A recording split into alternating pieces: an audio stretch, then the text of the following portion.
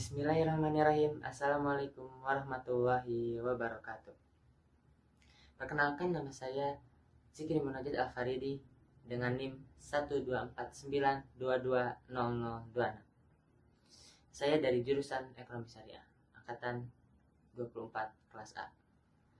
Pada kesempatan kali ini, saya akan mempresentasikan tentang kebijakan moneter di dalam ekonomi makro. Di sini ada 7 bagian atau 7 bab. Yang pertama ada kebijakan moneter.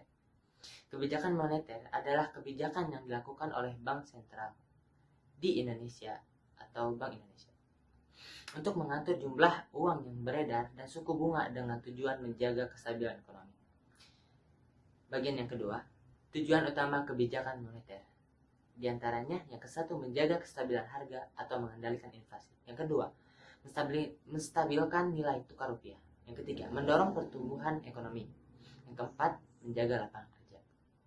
Bagian ketiga, instrumen kebijakan moneter. Ada 3 bagian, yaitu operasi pasar terbuka atau OPT. Bank Indonesia menjual atau membeli surat berharga seperti SBI, SBN untuk mengatur likuiditas. Yang kedua, suku cadang bunga atau menyesuaikan suku bunga untuk mempengaruhi konsumsi dan investasi. Kemudian cadangan wajib. Bank diwajibkan menyimpan sebagian dana di Bank Indonesia. Bagian yang keempat, jenis kebijakan moneter. Ada ekspansif atau menambah jumlah uang yang beredar saat ekonomi menurun. Kontraktif, mengurangi jumlah uang yang beredar saat inflasi tinggi. Bagian yang kelima, dampak kebijakan moneter. Saat yang tepat bisa menekan inflasi, nilai tukar yang stabil, pertumbuhan ekonomi saat naik. Apabila saat keliru bisa menimbulkan pengangguran atau daya beli yang akan menjadikan menurun. Yang keenam, tantangan kebijakan moneter. Meskipun terlihat sederhana, pelaksanaan kebijakan moneter di lapangan punya banyak tantangan.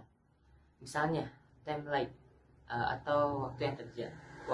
Hasil dari kebijakan tidak langsung terasa, bisa butuh waktu berbulan-bulan sampai terlihat dampaknya ke ekonomi.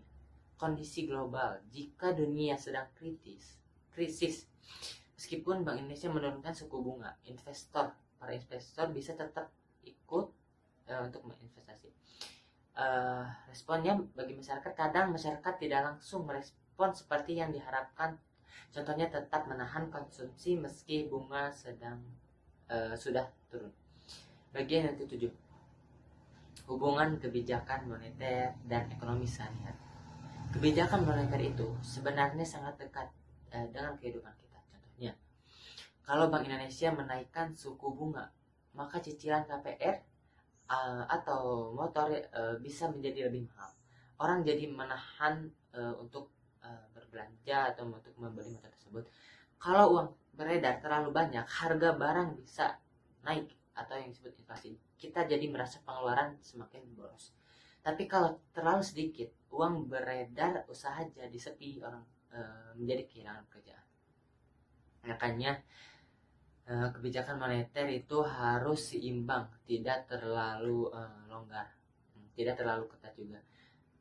Mungkin untuk menutupnya, kebijakan moneter itu penting banget dalam ekonomi makro karena menjadi alat utama pemerintah untuk khususnya Bank Sentral dalam menjaga kestabilan harga, nilai tukar, dan pertumbuhan ekonomi. Tanpa kebijakan moneter yang tepat, ekonomi bisa terganggu baik karena inflasi yang tinggi maupun daya beli masyarakat yang melemah. Sebagai mahasiswa, kita perlu memahami bahwa kebijakan moneter bukan cuma teori, tapi nyata dampaknya di kehidupan sehari-hari. Dari harga barang yang ada di pasar, suku bunga pinjaman, sampai nilai tukar rupiah akan menjadi. Jadi memahami ini bukan hanya untuk nilai, tetapi juga untuk masa depan kita sebagai bagian dari sistem ekonomi.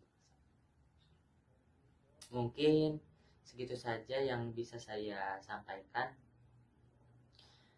di materi kebijakan moneter di dalam ekonomi makro ini. Mungkin cukup sekian presentasi pada kesempatan kali ini. Saya Jikri Muhammad Al-Faridi. Mohon maaf apabila ada kekurangan atau ada kata-kata yang kurang jelas pada saat memaparkan materi, dan juga mohon diambil apa yang bisa saya sampaikan di sisi kelebihannya. Mungkin cukup sekian. Saya Jikri Muhammad Al-Faridi pamit undur diri. Wassalamualaikum warahmatullahi wabarakatuh.